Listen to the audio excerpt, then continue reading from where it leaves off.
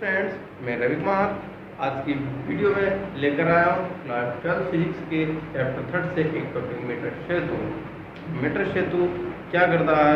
Metre सेतु अज्ञात प्रतिरोध को ज्ञात करने की एक युक्ति है जो व्हीटस्टोन सेतु के सिद्धांत पर कार्य करती है। तो मैंने पिछली वीडियो में बताया था कि व्हीटस्टोन सेतु से हम अज्ञात प्रतिरोध कैसे ज्ञात करते हैं, उसी तरीके से हम इस वीडियो में देखेंगे कि अज्ञात प्रतिरोध को ज्ञात कैसे करते हैं। तो शुरू करते हैं। शुरू करने से पहले जिसने अभी तक बेल आइकन घंटी नहीं दबाई है वो बेल आइकन घंटी दबा दे, वीडियो को लाइक कर दे और शेयर भी कर दे। शुरू करते हैं। क्या है मीटर सेतु? तो मीटर सेतु में होता है एक मीटर का मैग्नीन का तार होता है। इसमें एक मीटर का मैग्नीन का तार होता है ए से सी तक। ए से सी कोई एक मीटर का मैग्नीन का तार है जिसके नीचे स्केल लगी है, नीचे स्केल लगी है।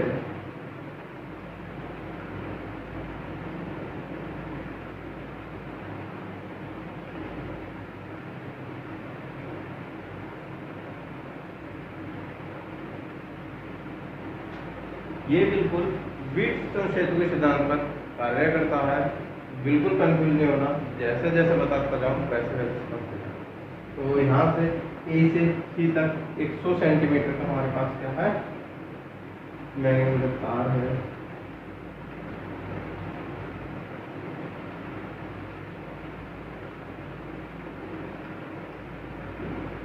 अब बिंदु ए या तार का सिरा ए, एक सिरे में धातु का लकड़ी का गुटका लगा हुआ है, लकड़ी का गुटका हुआ है लगा हुआ है।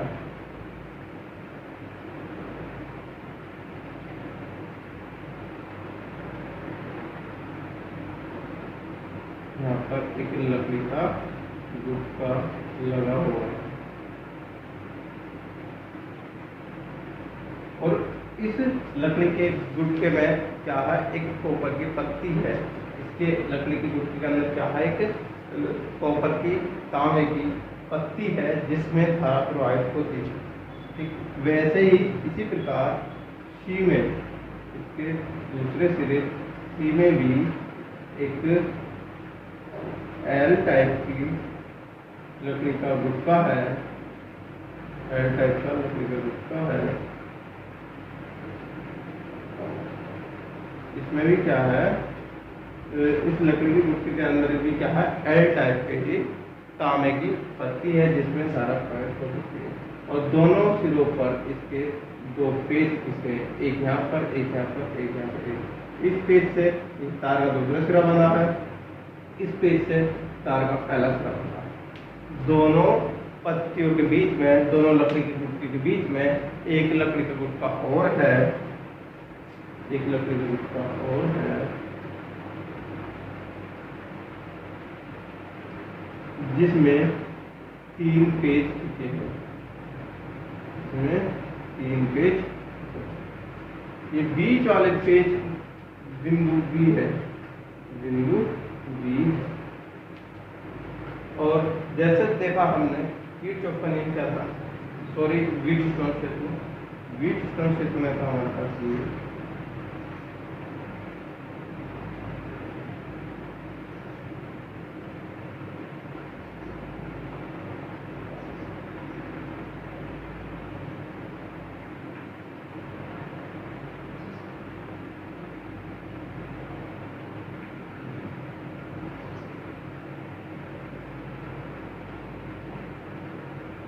ये R1 था, ये R2 था, ये R3 था, ये R4 था, ये B, C, ये जैसे जैसे हमने व्हीटस्टोन सेतु क्या है वैसे ही वैसे हमारा मीटर सेतु भी कार्य करता है। ये भी अज्ञात प्रतिरोध ज्ञात करता है। हमने देखा कि ए सी के बीच में पहले बैटरी जुड़ी थी, तो यहाँ पर एक तार है, इसमें भी एक बैटरी जुड़े, एक सेल जुड़ेगा।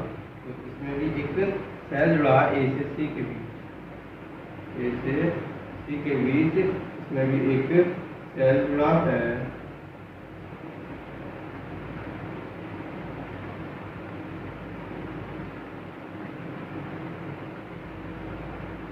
विद्युत वर्ग E।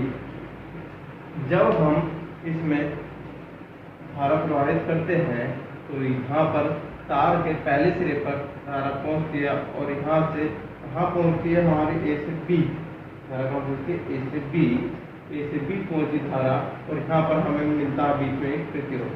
तो यहाँ पर प्रतिरोध A से B में कहीं पर प्रतिरोध होगा, मान लीजिए यहाँ पर एक प्रतिरोध है,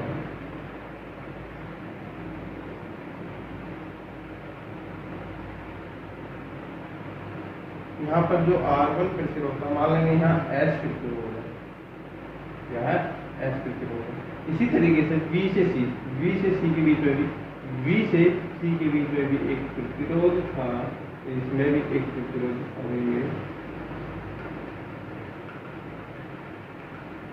जो क्या है R1, क्या है का प्रतिरोध R। उसके बाद चलते हैं हम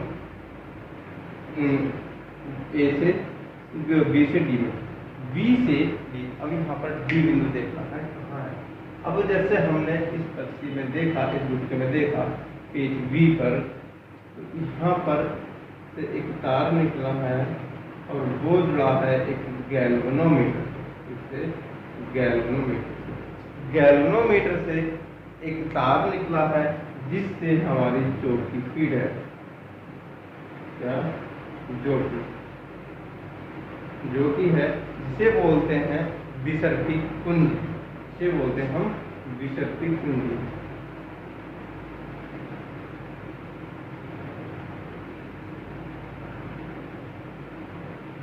हम विसर्पी कुंजी को, इस विसर्पी कुंजी का क्या काम होता है, जैसे हमने धारा प्रवाहित करी B बिंदु, अब यहाँ पर हमारी धारा आ गई, यहाँ से आने के बाद गैल्वेनोमीटर में पहुंचती है, बंद पास पर, ये काम किससे करता है, बंद पास का काम करता है। जैसे हमने A B D A में हमने लूप का नियम लगाया था, तो A से B में चले तो A से B में चलेंगे, एक प्रतिरोध मिला S, उसके बाद B से D में चले तो B से D में चलेंगे। यहाँ पर अभी बताऊंगा D बिंदु कहाँ मिलेगा, B से D में चले तो वहाँ पर एक गैल्वेनोमीटर मिला।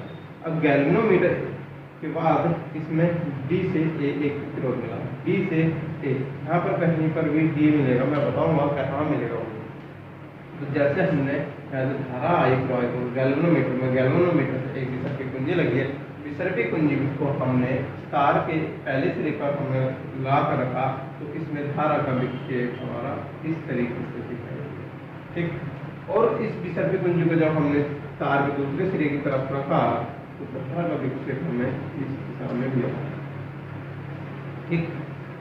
इसका मतलब है कि जो गैल्वेनोमीटर है यहाँ पर कहीं जीरो होता है, जैसे हमने इधर को चले तो धारा का विक्षेप इधर दिखाई देगा, तो गैल्वेनोमीटर से इधर की ओर चले धारा का दिशा हमें दिखाई देगा, ठीक। उसके बाद क्या हुआ, हमने इस विसर्पी कुंजी को तार पर रखकर अब कहीं पर इस तार के मान लेते इस बिंदु पर धारा का विक्षेप शून्य मिल जाता है, यहाँ पर धारा हमें शून्य मिल जाती है, तो ये बिंदु हमें क्या कहलाएगा, D। तो इस बिंदु D पर हमें धारा शून्य मिल जाती है। यहाँ पर भी देखा हमने जो धारा कितनी थी 0, धारा का विक्षेप बिंदु था शून्य, तो यहाँ पर हमारा जैसे हमने विसर्पी कुंजी रखी, यहाँ पर भी हमें धारा कितनी मिली, शून्य। तो जब शून्य मिली, अब इसमें हम कितनी दूरी पर हमें शून्य मिली, मान लेते हैं ये पूरी दूरी शो है, यहाँ से यहाँ तक की दूरी मान लेंगे L दूरी पर हमें धारा का विक्षेप शून्य मिला। तो यहाँ से यहाँ तक की दूरी कितनी होगी, वो होगी 100 माइनस L, 100 माइनस L। अब देखते हैं क्या से हम अज्ञात प्रतिरोध को ज्ञात करेंगे। तो हमारे पास B से C क्या था, अज्ञात प्रतिरोध, B से C प्रतिरोध मिला हमें R, तो ये R क्या हुआ, अज्ञात प्रतिरोध, अज्ञात प्रतिरोध। हम इस R को, अज्ञात प्रतिरोध को ज्ञात करेंगे। कैसे ज्ञात करेंगे, जैसे हमने वीटस्टोन हेतु में अज्ञात प्रतिरोध को ज्ञात किया, उसी तरीके से इसी के तरीके से हमने इसको ज्ञात करना। तो इसमें क्या था, हमारा R1 बटे में R2, R3 बटे में R4।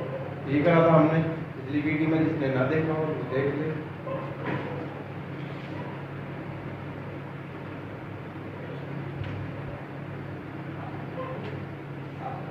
तो क्या होगा हमारे पास R1 क्या था, यहाँ से R निकल कर आया था R1 अपॉन R3 बराबर R2 अपॉन R4। ये हमारा वी डिस्टेंस है।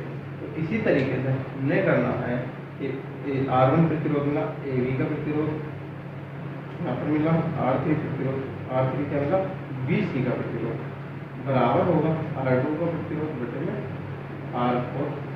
तो इसी तरीके से हम करेंगे AB, A से B में प्रतिरोध, A से B का प्रतिरोध क्या है, A से B में प्रतिरोध मिला हमें क्या, A B का प्रतिरोध, A B का प्रतिरोध बटे में R3, R3 कहाँ पर हमारा BC, तो BC बटे में क्या आएगा, BC का प्रतिरोध, BC का प्रतिरोध, BC का प्रतिरोध बराबर होगा हमारे पास R2, R2 क्या, AD, AD का प्रतिरोध, AD का प्रतिरोध बराबर AD तार का प्रतिरोध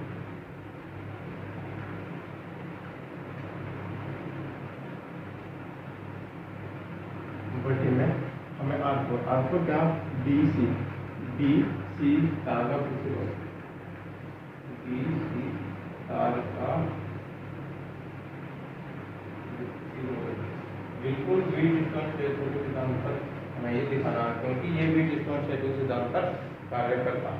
अब देखते हैं हम ए बी तार का प्रतिरोध का, ए से बी के बीच में जैसे यहाँ पर धारा प्रवाहित हुई तो हमारे पास एस एक प्रतिरोध मिला, तो ए से बी के बीच का जो प्रतिरोध मिला वो हमें एस मिला, यहाँ पर लिखेंगे एस प्रतिरोध। ठीक, फिर बी से सी में चले, जब यहाँ से यहाँ चली तो हमें एक अज्ञात प्रतिरोध मिला R, इस बटे में क्या जाएगा बराबर AD तार का प्रतिरोध, AD तार का प्रतिरोध, प्रतिरोध नहीं है।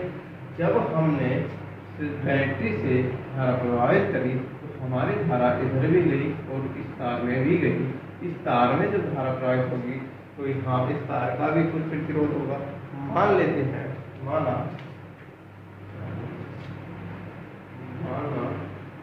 एकांक प्रति सेंटीमीटर तार का प्रतिरोध x है, अब हमें चाहिए L दूरी का, L सेंटीमीटर दूरी का, प्रति एकांक सेंटीमीटर का प्रतिरोध कितना x है। मान लो अगर एक रुपये में 4 कॉपियाँ मिलेंगी, 2 रुपये में कितनी मिलेंगी, सीधी सी बात है 2 भाग दो 8 मिलेंगी।